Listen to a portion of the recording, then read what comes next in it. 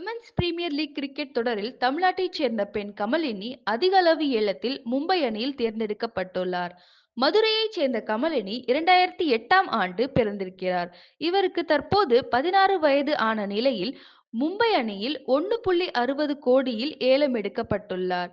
இவர் முதலில் ஸ்கேட்டிங்கில் தான் ஆர்வமாக இருந்திருக்கிறார். லாக்டவுன் சமயங்களில் தனது தந்தை மற்றும் சகோதரர்களுடன் இணைந்து கிரிக்கெட் விளையாடி வந்துள்ளார்.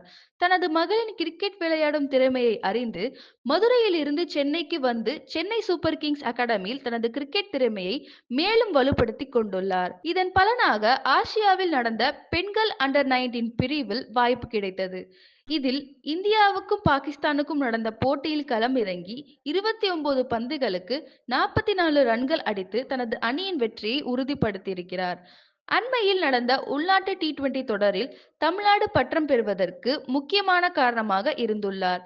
இந்த தொடரில் 8 மேட்சில் 311 ரன்கள் அடித்து 2ஆம் இடத்தில் இருந்திருக்கிறார். தனது கிரிக்கெட் திறமை மீது நம்பிக்கை வைத்து உமன்ஸ் பிரீமியர் லீகில் தனது ஏல மதிப்பு ரூபாய் 10 லட்சத்தில் பெயர் பதிவு செய்துள்ளார். விமென்ஸ் பிரீமியர் லீக் ஏலத்தில் இவரை எடுப்பதற்கு மும்பைக்கும் டெல்லிக்கும் கடுமையான போராட்டம் நடைபெற்றது.